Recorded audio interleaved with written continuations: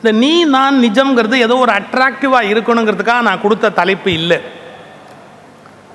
உண்மையிலேயே ஒவ்வொரு மனிதனும் நீ அப்படிங்கிறத பற்றி கவலைப்படுற அளவுக்கு நான் அப்படிங்கிறத பற்றி கொஞ்சம் கவனம் செலுத்தினா ஒரு பெரிய மாற்றம் வரும் அப்படிங்கிறது என்னுடைய அபிப்பிராயம். அது என்ன, நீலேருந்து நானுக்கு வா, நீயிலிருந்து நானுக்கு வா அப்படிங்கிறனா.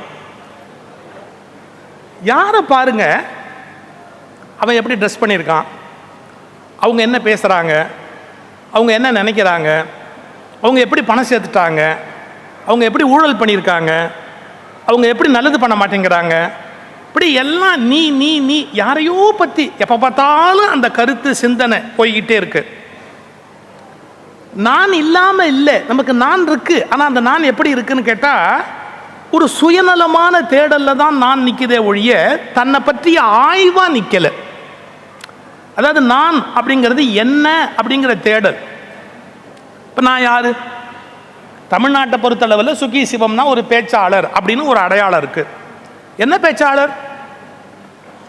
அவர் ஆன்மீக பேச்சாளர் இல்லை, இல்லை சுய முன்னேற்ற பேச்சாளர் இல்லை, ஒரு இலக்கிய பேச்சாளர் இல்லை, இல்லை கலந்தாங்கட்டி எல்லாத்தையும் அவர் பாட்டுக்கு போட்டு உருட்டிக்கிட்டு இருப்பார். இப்படி எத்தனையோ அடையாளம் இருக்குது.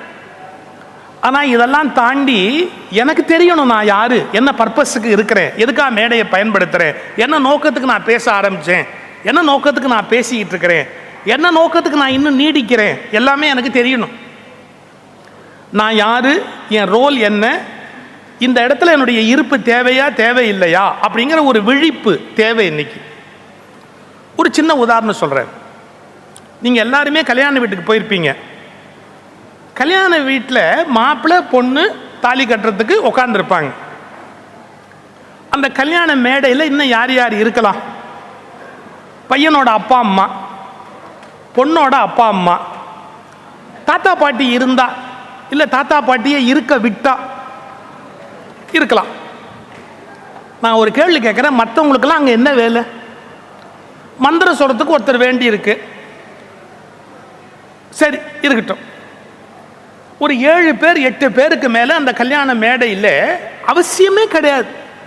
ஆனால் நம்ம ஊர் கல்யாணத்தில் பாருங்கள், 20 பேர் 30 பேர் அந்த இத்தனோண்டு மேடையில் நெளிஞ்சு திரிஞ்சு இப்படி போய் அப்படி போய்.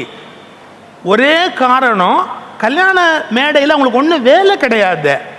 ஆனால் அந்த வீடியோவில் தொடர்ந்து விழலாங்கிற ஒரே ஒரு நப்பாசைக்காக அவசியம் இருக்கோ இல்லையோ ஒரு 20 பேர் அந்த மேடையில் நிற்பாங்க.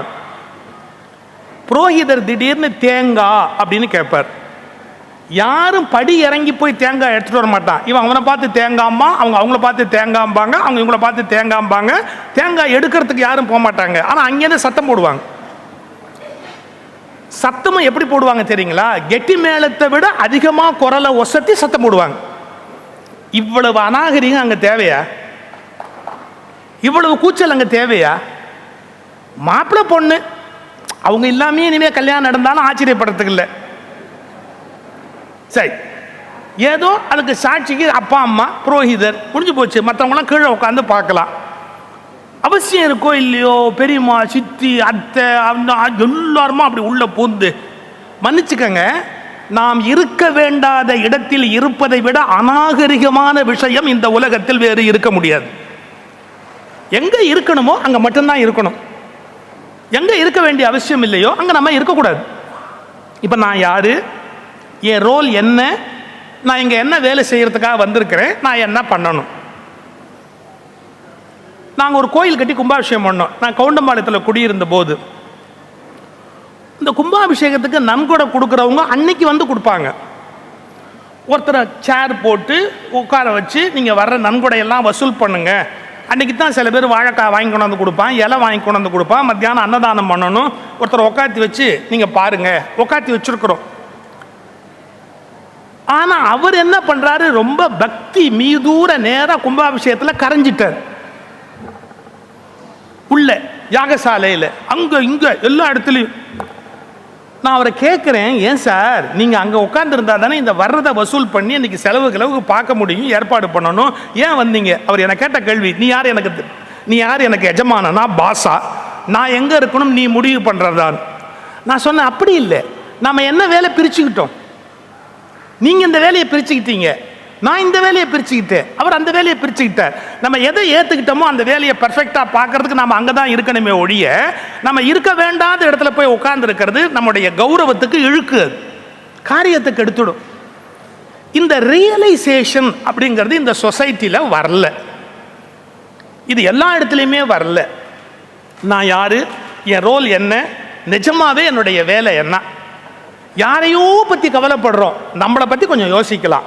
இதை மையப்படுத்தி தான் நீ நான் நிஜம் அப்படின்னு ஒரு தலைப்பு கொடுத்து நான் அந்த தொடர் எழுதுனேன்.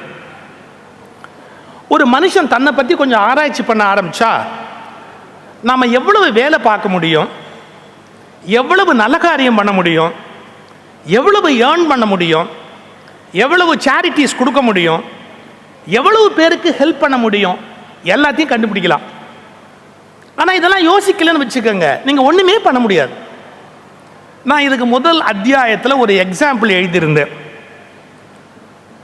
மில்கி மிஸ்ட் அதை பற்றி நான் ஒரு முறை ஒரு ஆர்டிக்கிள் படித்தேன். அவங்க பன்னீர், சீஸ் இதெல்லாம் செய்யறதுக்கு பழைய மிஷின் வச்சுருந்தாங்க. இதை மேனுஃபேக்சர் பண்ணும்போது இதை பாருங்கள், மேலே அதெல்லாம் கட்டி தட்டி அப்படியே நிற்கும். இந்த பாலில் இருக்கிற தண்ணீர் இருக்குல்ல, அது அப்படியே பிரிஞ்சு அப்படியே கீழே நிற்கும். நிஜமாவே அது தயாராகிற இடத்த நீங்கள் பார்க்கணும். நான் சுவிட்சர்லாந்தில் பார்த்தேன், ஒரு சீஸ் ஃபேக்ட்ரியில் போய் பார்த்தேன். அப்போ தான் பார்க்கடல்னா என்னன்னே தெரிஞ்சுக்கிட்டேன். நிஜமாவே பாலை, அவ்வளோ பெரிய பாலை போட்டு ஒன்று கடைஞ்சிக்கிட்டே இருக்குது. காலையிலேருந்து கடையுது கடையுது கடையுது, கடைசியாக பார்த்தா திடமான பொருள் மேலே நின்றுடுது, அப்படியே தண்ணியாக கீழே வந்துடுது. அதை வடிச்சு தூக்கி வெளியே கொட்டிடுறாங்க. இந்த மிச்சமாகிற தண்ணி இருக்குது பார்த்தீங்களா, அதுக்கு வேவ் வாட்டர் அப்படிங்கிறான். வேவ் வாட்டர், மிச்சமாக போகிற தண்ணி. இது பாலிலேருந்து நீங்கள் சீஸ், பன்னீர் இதெல்லாம் பண்ணும்போது கண்டிப்பாக தண்ணீர் வெளியேறும். ஏன்னா 80% வாட்டர் இருக்கும், அந்த வாட்டர் வெளியே போகும். ஒரு காலம் வரையில் எல்லா கம்பெனிலையும் அது வேஸ்ட். எப்படிப்பட்ட வேஸ்ட் தெரியுங்களா?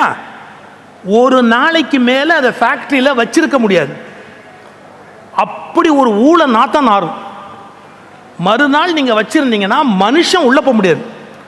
அதுக்காக அவங்க என்ன பண்ணுவாங்க, அக்கம் பக்கம் இருக்கிற விவசாயிகள்கிட்ட கெஞ்சி கூத்தாடி, நீங்கள் வந்து இந்த தண்ணியை எடுத்துகிட்டு போயிடுங்க, தண்ணியை எடுத்துகிட்டு போயிடுங்க. ஏன்னா மரம் செடி கொடிக்கெல்லாம் அது நல்ல உரம், அதை ஊற்றினா மரம் செடி கொடிக்கு நல்லா இருக்கும், அந்த தண்ணியை எடுத்துகிட்டு போயிடுங்க அப்படிம்பாங்க. இவங்களுக்கு பாலில், சீஸில் பணம் கிடைக்கும், பன்னீரில் பணம் கிடைக்கும். கொஞ்சம் கொஞ்சம் அதை ஒரு மாதிரி பண்ணி கொஞ்சம் தயிர் தயார் பண்ணுவாங்க, அந்த ஏடை பிரித்து ஒன்று பண்ணுவாங்க. ஒரு 7-8 விஷயத்தில் பணம் கிடைக்கும். இந்த வேஸ்ட் வாட்டர்னு நான் சொன்னேன் பார்த்தீங்களா, வேவ் வாட்டர். இந்த வேவ் வாட்டரை கரெக்டாக நீங்கள் பயன்படுத்தி அதுலேருந்து ஒரு புரோட்டீன் பவுடர் எடுக்கலாம்னு இப்போ கண்டுபிடிச்சிட்டான்.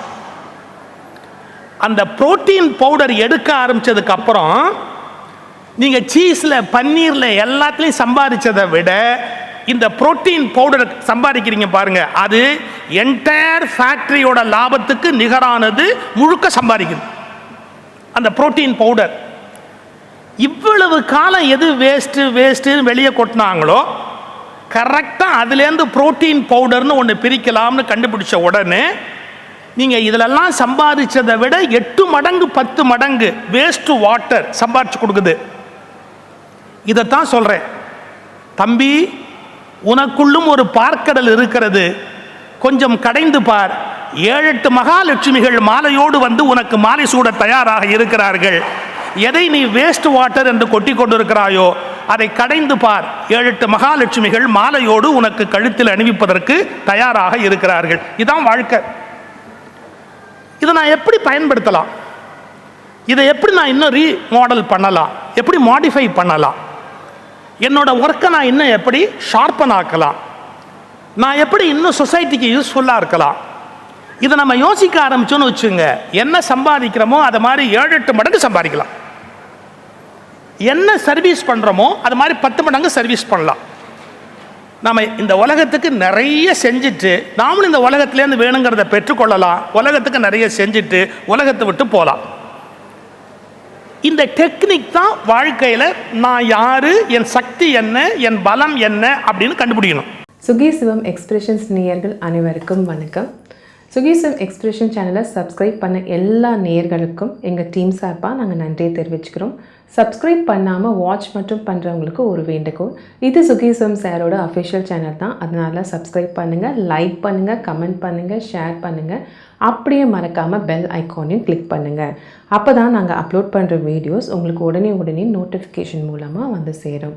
நன்றி.